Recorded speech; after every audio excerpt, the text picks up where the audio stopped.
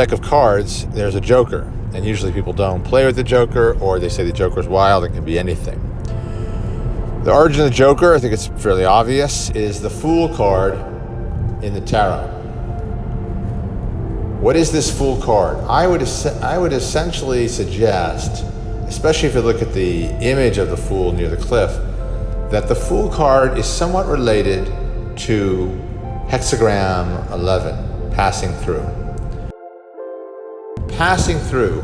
Heaven is below the earth. That's what you have when you're facing a cliff like that.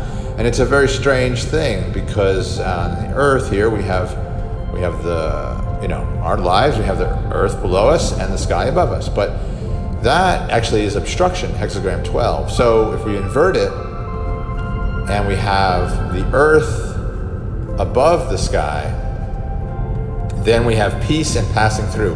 And that is what the Fool is doing. It's passing through. It's not troubled by anything, even a cliff. Now, you may say the Fool shouldn't be passing through. The Fool should take things seriously, should earn a living, should not have all of his possessions on the back of a stick, should get married and have a wife and kids. And the desire to resist those things would be tension, but the desire to get those things would be tension also. And so the Fool is in a state of, is that so? There is a woman, there is a child, there is a career you don't like, whatever it is that so? You do what is expected of you, and then when they go away, divorce, or whatever circumstances, is that so? And you move on. That's passing through, that's peace. Now, when you have the obstruction, when you have the sky over the earth, it seems natural to us, sky over the earth, that's what we see. But in this case, the earth is going downward, right? It's the gravitational pull, it's the moving away, it's the lower consciousness, it's the gross level, as opposed to the non-dual level, the infinite level. They're going up. So earth is finite form, and the sky is going up, formless, infinite. Now, what we have here on earth, as you can see, with war and greed and poverty and jealousy and violence and unprocessed emotions, the earth is moving away from the sky. The sky is moving upward, and we even have this with the atmosphere there. The air molecules eventually go off into space. That's what's happening on earth, is we're moving further and further away from the sky, from the heavens, but it creates a desire to awaken, to have peace. And so it's not a bad thing, it's just an unpleasant thing. It's our trial. It's our kick. It's our kick. And then the rest of it is sigh. Sigh as we move to the return out of the trial, and we are judging or we're accepting and forgiving. And then into the bardo, sigh, loss of boundaries, loss of direction. Sigh, we're called back to the trial again. This is the youthful folly of moving around and around. That's hexagram 4. But you can also look at the call as the kick, right? We're kicked back into it. We're called to the trial, in this case, to prove our worth, to be successful. And that is a whole different way to look at the cycle. But if we're passing through, then we're called to the trial without any need to say anything other than, is that so? Is that so? This is what's coming up.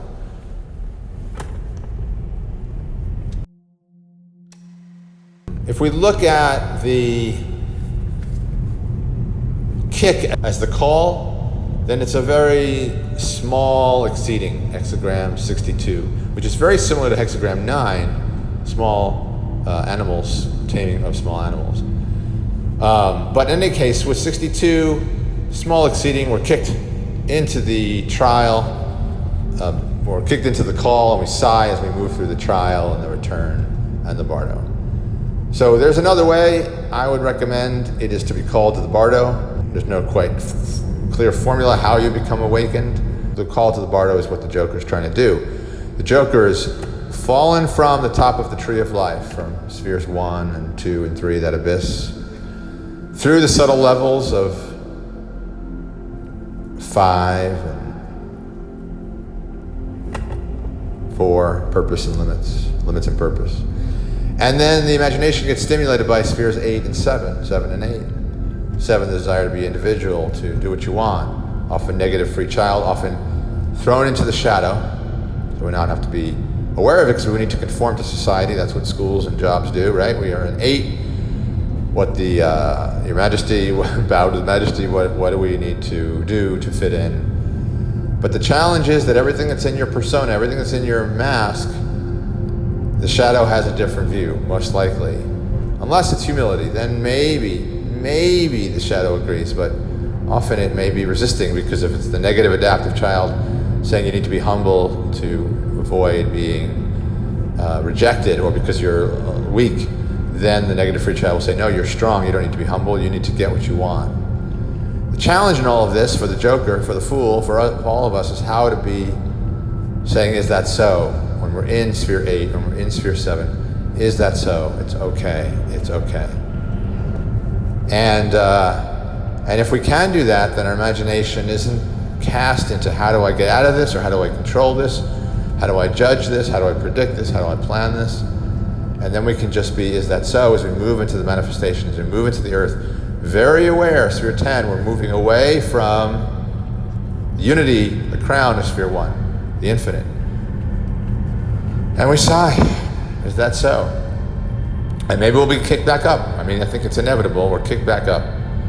We're on our way back to the bardo, back to the spheres 1, 2, and 3. But how do we feel about that? Do we feel like we need to be judged? Do we feel like we need to defend ourselves against being judged? So, my friends, if you read the Tarot or the I Ching without having a glimpse of what we're talking about, or at least the person who's doing the reading has a glimpse of what we're talking about, then the interpretations are likely to be about how you can succeed in the trial, how you can get proof of worth, how you can have control by planning and predicting. The systems themselves are beautiful. You can call them a simple Rorschach test if you're a psychologist and don't want to run into trouble, but what if the universe, what if God, what if your higher self is communicating to you through these numbers and through these cards? But if you're still in lower consciousness, then, it could be leading you into making decisions that cause suffering in order for you to grow and realize that you're attached. But if your intention is pure, and that wasn't to punish you or anything, it's to help you, but if your intention is pure and your questions are pure, for example, for me, I saw the idea of living alone, far from others. The hexagram reading was peace. I don't want to do that. I feel worried about that, right? I need to have a business. I need to have a relationship. I need to have a purpose. I need to have connection. I'm not an Enneagram 4 or 5 where withdrawing is pleasing.